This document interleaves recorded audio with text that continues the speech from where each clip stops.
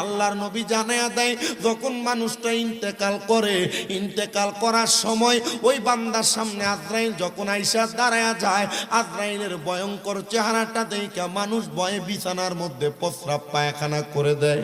নবী আমার কই উম্মত শুধু তাই না রে, এবার যখন আজরাইল বান্দার সামনে দাঁড়ায়, বান্দা আজরাইলের দিকে যখন তাকায়, আজরাইলের ভয়ঙ্কর বিকট চেহারার দিকে তাকায়া বান্দার চোখগুলা তখন উল্টে যায়। বান্দা তখন মুখ দিয়া বলার চেষ্টা করে, আজরাইল আমার রুহু এখন কবজ কইরো না, আমি এখনো পর্যন্ত মরণের প্রস্তুতি গ্রহণ করি নাই। কিন্তু আজরাইল তখন কোনো কথা না শ্রবণ কইরা বান্দা যখন কথা বলার চেষ্টা করবে, বান্দা দুই দাঁতের চোয়ালের মাঝখানে বান্দার জিহ্বাটা কামড় পড়া যাবে, বান্দা কোনো কথা বলতে পারবে না। ও মালায়ের মানুষ, চিন্তা করে দেখো, একটা মানুষ ইন্তেকাল করার সময় কেন জিহ্বার মধ্যে কামড় পড়ে যায়? আজরাইলের সঙ্গে কথা বলার চেষ্টা করে, বলতে পারে না, তখন বান্দার জিহ্বাটা কামড় পড়ে যায়। চোখের ইশারা দিয়া বোঝানোর চেষ্টা করে, আজরাইলকে বুঝাইতে পারে না। তখন আজরাইলের ভয়ঙ্কর চেহারা দেখে বান্দার চোখগুলা উল্টে যায়। আহারে, এবার আজরাইল আলাইহিস সালাতু ওয়াস সালাম বান্দার সামনে যখন আগমন করে, আগমন কইরা ওই বান্দাটার বুকের মধ্যে এমন ভাবে থাবা দেয়, ওই থাবাটা দেওয়ার সাথে সাথে বান্দার গারের রগগুলা ঠাস ঠাস করে ছিঁড়ে যায়, হাতের রগগুলা ছিঁড়ে যায়, পায়ের রগগুলা ছিঁড়ে যায়, বান্দা চলাফেরা করতে পারে না। বান্দার রগগুলা যখন ছিঁড়ে যায়, বান্দার শরীরটা ঠান্ডা হয়ে যায়, বান্দার রক্ত চলাচল বন্ধ হয়ে যায়। তখন দেখবেন অনেক মানুষ মারা যাওয়ার সময় মানুষগুলার নাকে দিয়া মুখে দিয়া রক্ত বের হয়ে যায়। কেন বের হয়ে যায় চিন্তা করছো? রগগুলা ছিঁড়া গেলে রক্ত চলাচল বন্ধ হয়ে যায়, তখন মানুষটার রক্তগুলা তার নাকে মুখে দিয়া বের হয়ে যায়। এ মালায়ের মানুষ, তোমরা যারা নামাজ ছেড়ে দাও, মালায়ের মানুষ তোমরা যারা রোজা ছেড়ে দিছ, মালায়ের মানুষ তোমরা যারা হারাম খাও, সুদের ব্যবসার সাথে জড়িত, হারাম ব্যবসার সাথে জড়িত, পরের হক মাইরা মাইরা খাও, মিথ্যা কথা বলো, হে পর্দার অন্তরালের মা, তোমরা যারা স্বামীর আদেশ মানো না, বেপর্দা ভাবে বেহায়াপনা করে পর পুরুষের সামনে চলে যাও, পাতলা জামা কাপড় পইরা অন্য পুরুষের সামনে চলে যাও, খোদার কসম করে বলি, এই দুনিয়া দুনিয়া না, এই দুনিয়াটার মধ্য থেকে কবরে গেলে তোমার কঠিন শাস্তি পাওয়ার আগে দুনিয়া থেকে বিদায় নেওয়ার সময় তোমার আরো কঠিন যন্ত্রণা সহ্য করা লাগবে। হুজুর গো, কেমন যন্ত্রণা সহ্য করা লাগবে? আল্লাহর নবী বলেন, যখন আজরাইল ওই বান্দার বুকের মধ্যে থাবা দিয়া ধরবে, থাবা দিয়া ধরার সাথে সাথে ওই বান্দার রক্ত চলাচল বন্ধ, বান্দার দেহ থেকে যখন রুহুটারে বাইর করে নেওয়া হবে, একটা জীবিত ছাগলকে লটকায়া দিয়া শরীর থেকে চামড়াটা জীবিত অবস্থায় টাইনা টাইনা ছিঁড়া ফেললে ওই ছাগল আর বকরির যত কষ্ট হয়, একটা বেঈমান বেআমল হারাম করে রুহুটা বাহির করার সময় তার এর চাইতে বেশি কষ্ট। ইয়া রাসূলুল্লাহ, এই কষ্ট আমরা সহ্য করতে পারবো না গো নবীজি। নবী আমার বলেন, উম্মত, এই কষ্ট শুধু এই জায়গার মধ্যে না রে,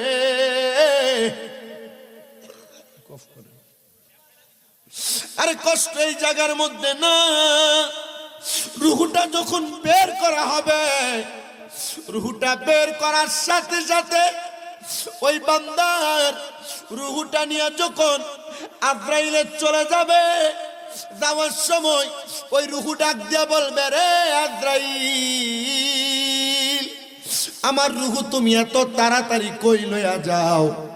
যদি তুমি জানতা আমার জন্য আমার আল্লাহ তাআলা কত যন্ত্রণাদায়ক শাস্তি রেডি করে রাখছি, তুমি এত তাড়াতাড়ি নিয়ে যাইতা না। আহারে আজরাইল, একটু আস্তে নিয়ে যাও। আজরাইল তখন বান্দার রুহুটা নেওয়ার সময় একটা কাপড় দ্বারা তার নাকের মধ্যে এইভাবে আবদ্ধ করে ফেলবে।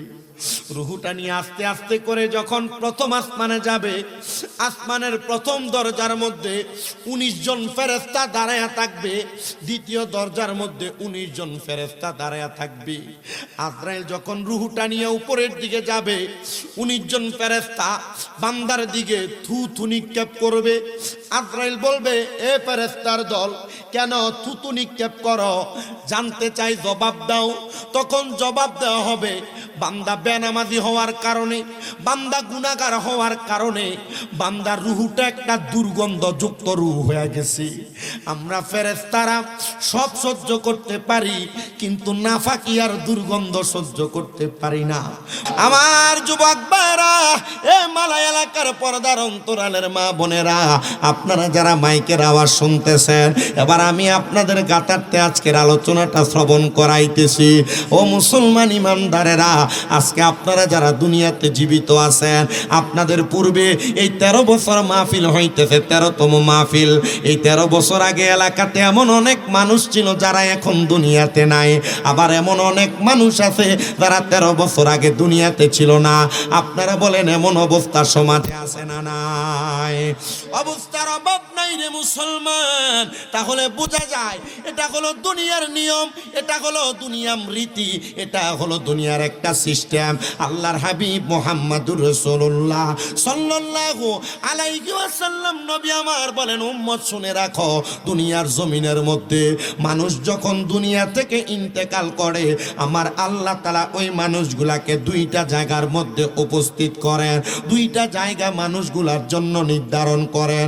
সাহাবায়ে কেরাম প্রশ্ন করি, ইয়া রাসূলুল্লাহ, ইয়া হাবিবাল্লাহ, নবীজি গো, আপনার কাছে জানতে চাই, আপনি নবী বলেন না, আমার আল্লাহ তাআলা যে দুনিয়ার জমিন থেকে জান্নাত পর্যন্ত পৌঁছায়া দেয় আর জাহান্নাম পর্যন্ত পৌঁছায়া দেয়, জান্নাতের মধ্যে বান্দা কেমন শান্তি পায় আর জাহান্নামের মধ্যে বান্দা কেমন অশান্তি পায়।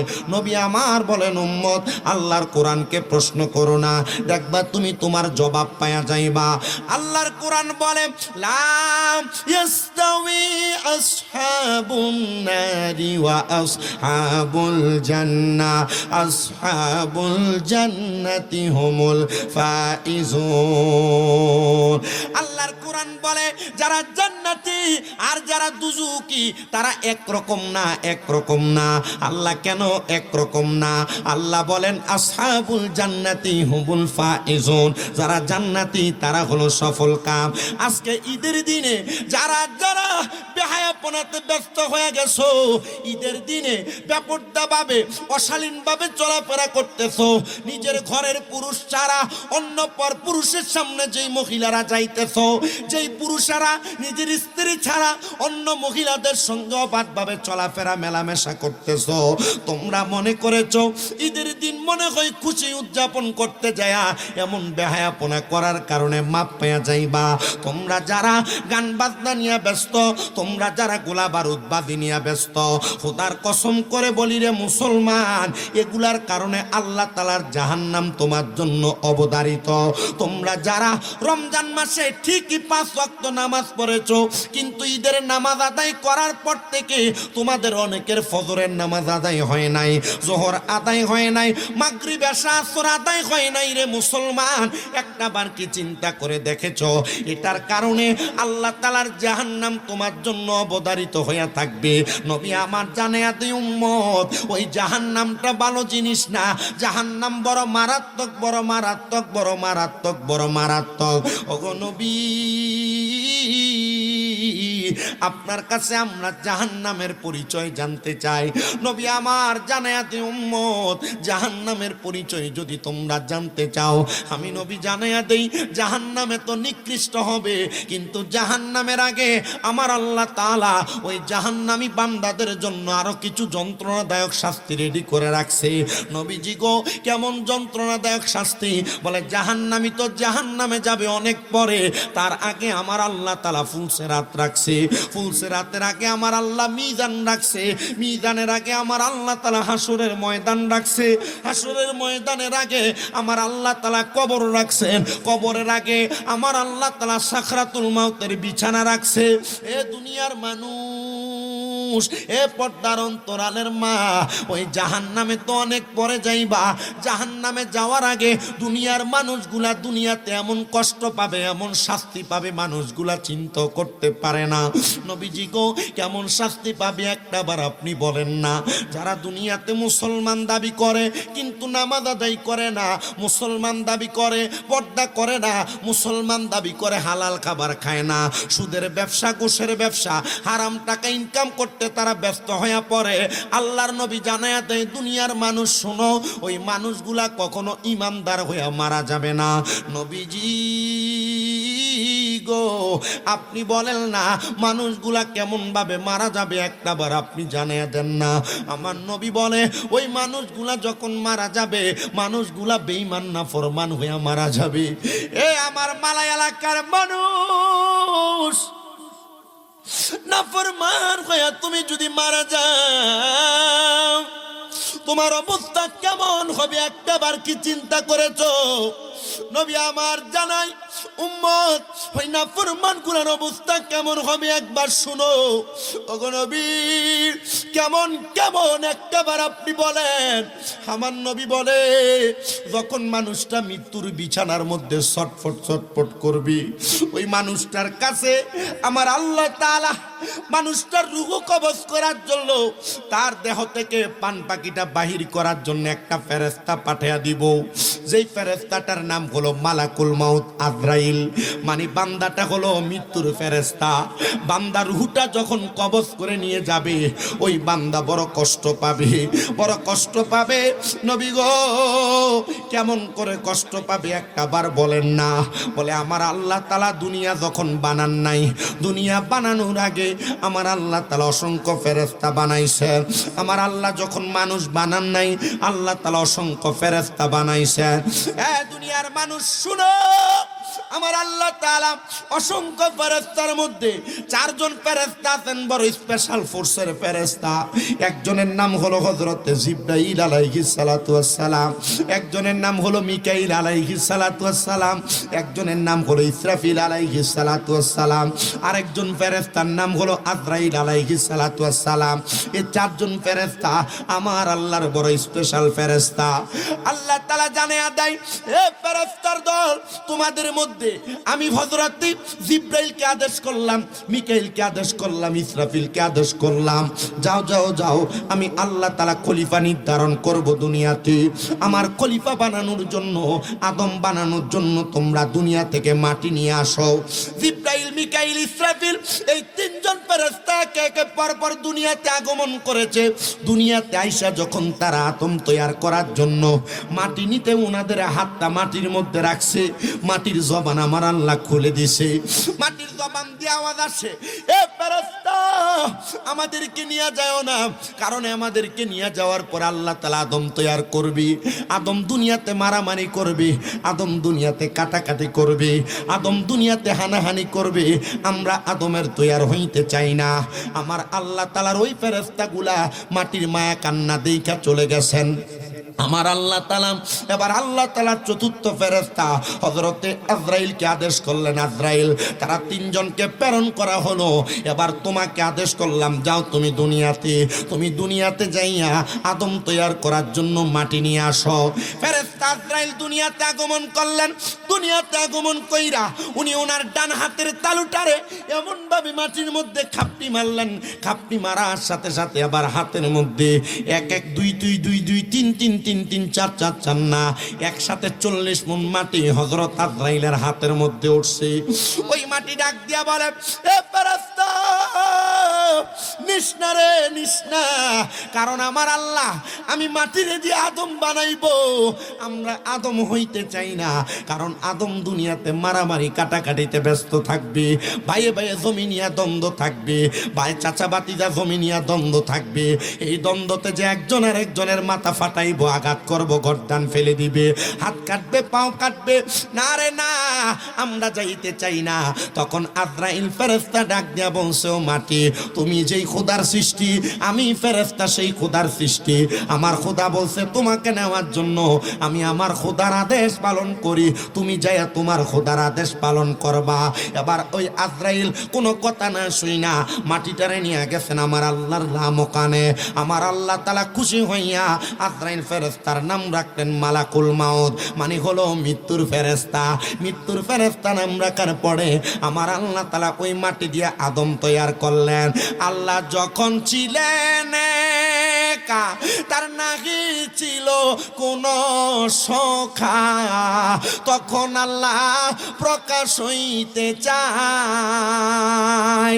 আল্লাহ যখন ছিলেন একা, কোনো না ছিল নাহি কোনো সখা, তখন আল্লাহ প্রকাশ হইতে চায়। আরে নিজ নূর হইতে খোদা হাবিবের নূরে করলেন যোদা, জোসমায় দিলেন এশকের দরিয়া, হাই গো সময় যায় পড় দুরুদ নবী মুস্তাফায়, বলেন পড় দুরুদ। হাই গো সময় যায় পড় দুরুদ নবী মুস্তাফায়। যখন আমার আল্লাহ আদম তৈয়ার করে ফেললেন, আদম তৈয়ার করার পরে আজরাইলকে আদেশ করলেন দুনিয়া সৃষ্টি লগ্ন থেকে মরণের কিয়ামতের আগ পর্যন্ত যত আদম সন্তান দুনিয়াতে পয়দা হবে, প্রত্যেকটা আদম সন্তানের রূহ তুমি আজরাইল কবজ করবা। কারণ তুমি তোমার সাহসিকতা দিয়া দুনিয়া থেকে 40 মণ মাটি নিয়ে আসছো।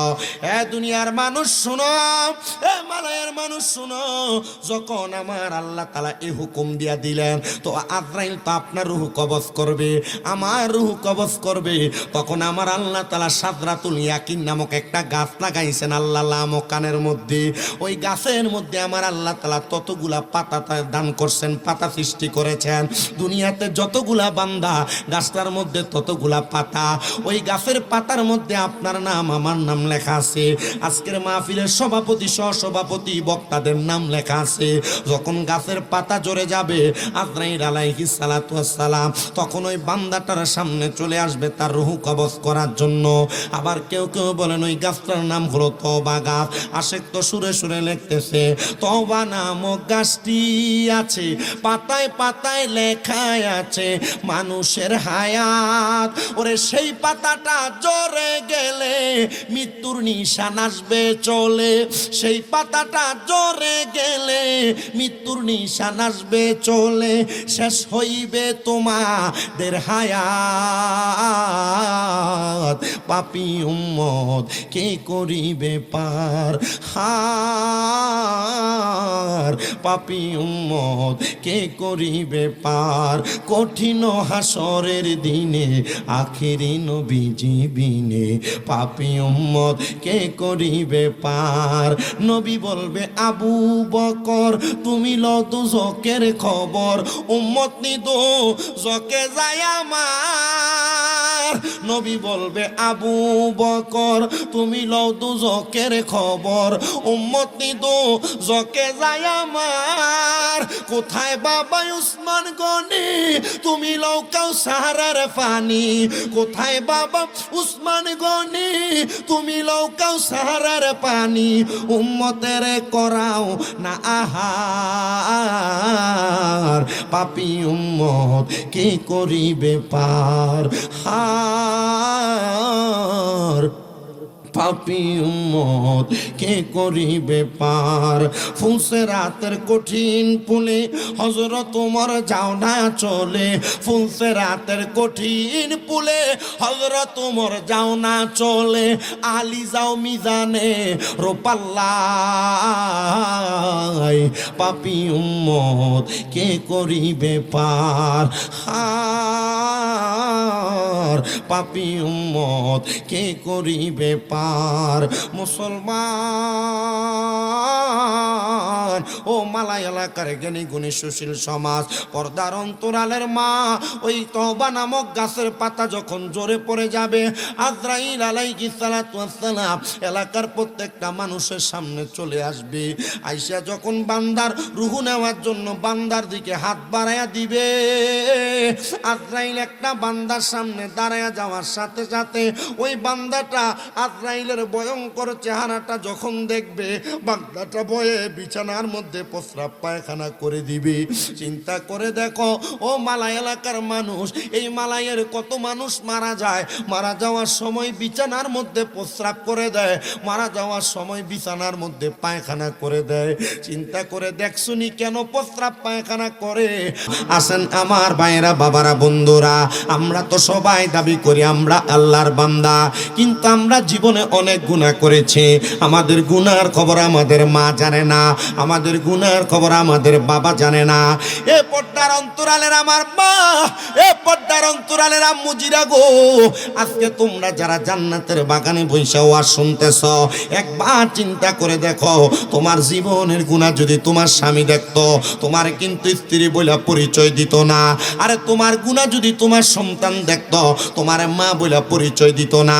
হে আমার দাড়ি পাকা মুরব্বী বাবাজিরা, একটাবার চিন্তা করে দেখেন আপনার জীবনে কত গুনাহ আমরা লুকায়া লুকায়া গুনাহ করছি, গোপনে গোপনে গুনাহ করেছি। আমাদের গুনার খবর আমাদের মা বাবা আত্মীয় স্বজন কেউ জানে না। যদি জানতো আমাদেরকে এলাকার মধ্যে জায়গা দিত না। আরে সবার কথা বাদ দিলাম রে, আমি শামীম রাজার গুনাহ যদি এই মালা এলাকার মানুষ দেখতো, আমার এলাকাতে জায়গা দিত না। ও দুনিয়ার মানুষ, আল্লাহর দরবারে লাখ লাখ শুকরিয়া আদায় করি, আমার আল্লাহ আমার গুনাহগুলা গোপন করে রাখছে। একটাবার কি তোমার মায়া লাগে না? তোমার গুনাহগুলা যদি তোমার এলাকার মানুষ দেখতো, এলাকার মধ্য থেকে দূর দূর করে তাড়াইয়া দিত। আর এলাকাতে কোনো মানুষ যদি চুরি করে, রাস্তা দিয়ে হাইটা গেলে মানুষ বলে দেখলে চোর চইলা যায়। আমরা যে কত ওয়াক্ত নামাজ ছেড়ে দিছি, যদি আমাদের কপালে লেখা উঠতো আমরা বেনামাজি, মানুষ আমাদেরকে বেনামাজি বইলা ডাকতো। আমরা যে কত মিথ্যা কথা বলেছি, যদি আমাদের কপালে লেখা উঠতো আমরা মিথ্যাবাদী, মানুষ আমাদেরকে মিথ্যাবাদী বইলা ডাকতো। আমরা যে কত বেহায়াপনা লুকিয়ে লুকিয়ে গোপনে গুনাহ করেছি, যদি আমাদের কপালে লেখা উঠতো আমরা গুনাহগার, মানুষ গুনাহগার বইলা ডাক দিত। আল্লাহ বড় মায়াবান, আল্লাহ বড় দয়াবান, আমাদের গুনাহগুলা গোপন করে রাখছে। ওই আল্লাহ তাআলা যেহেতু আমাদের গুনাহগুলা গোপন করে রাখছে, ওই গোপনের গুনাহগুলা মাফ করানোর জন্য আমি সবার কাছে করজোরে আবদার করব, কোন দিন জানি কে মারা যায় এটার গ্যারান্টি কিন্তু কেউ দিতে পারবে না। যেন আমার আল্লাহ, আপনার আল্লাহ আমার আপনার জীবনের গুনাহগুলো মাফ করে দেয়। মা বোনেরা, পর্দার অন্তরালে ভাই বাবারা এখানে বসে বসে মোহাব্বতে কলবে ধাক্কা দিয়া জবান খুলে আল্লাহ নামের ইসমে জাতের জিকির করেন। আল্লাহ আল্লাহ আল্লাহ আল্লাহ আল্লাহ আল্লাহ আল্লাহ একরকম করেন, একরকম আল্লাহ আল্লাহ আল্লাহ আল্লাহ আল্লাহ আল্লাহ আল্লাহ। জিকির করো জিকির করো জিকির করো মুমিন গণ, জিকির করো মুমিন গণ, জিকিরেতে মওলা রাজি আর রাজি নবী গণ। মাশাআল্লাহ আল্লাহ আল্লাহ। জিকির করো জিকির করো জিকির করো মুমিন গণ, জিকির করো মুমিন গণ, জিকিরেতে মওলা রাজি আর রাজি নবী গণ। মারহাবা আল্লাহ আল্লাহ। জবানটা খুইলা আল্লাহ আল্লাহ।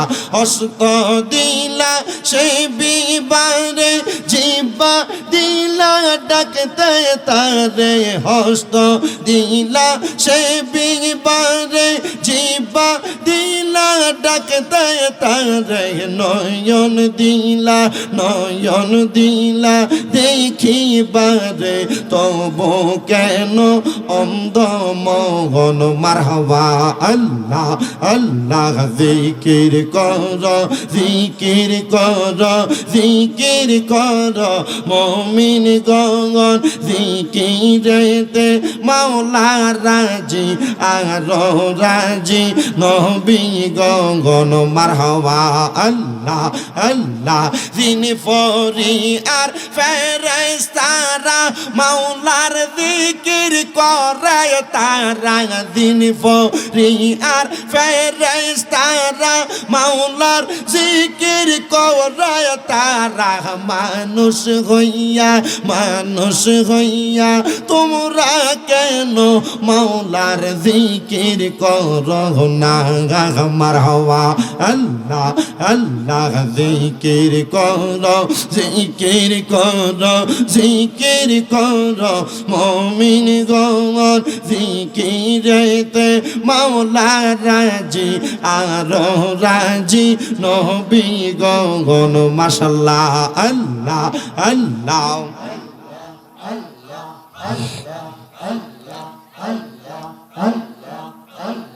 নূর মোহাম্মদ নামটি আপনার নূর মোহাম্মদ নামটি আপনার সদাই থাকে মোর মনে কাঙ্গালেরা পন গো নবী কে বানা জানে মারহাবা আল্লাহ আল্লাহ নূর মোহাম্মদ নূর নবী জি আমি কান্দি দিবা নিশি নবী গো আমার অন্তরেতে জ্বলে গইয়া গইয়া মারহাবা আল্লাহ আল্লাহ মুর্শিদ নামে এত জ্বালায় আমার বাজান নামে এত জ্বালা কারে কই কলিয়া গঙ্গ বুঝলে কি আর পরতাম গলায় মাংলা মারহাবা আল্লাহ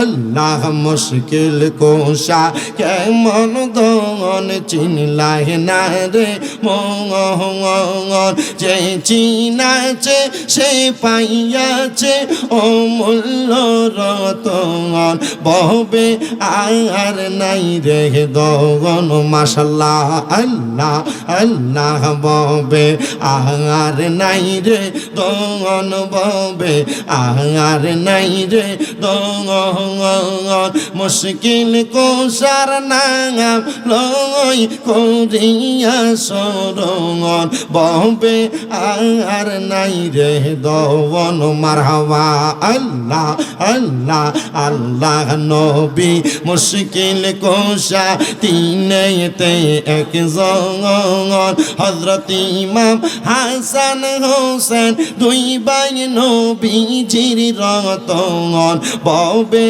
আর নাই রে দগন মারহাবা আল্লাহ আল্লাহ আল্লাহ হযরত আলী মা ফাতেমা জান্নাত মা খাতুন হযরত ইমাম হাসান হোসেন দুই ভাই নবীজির রতন ববে আর নাই রে দগন মাশাআল্লাহ আল্লাহ আল্লাহ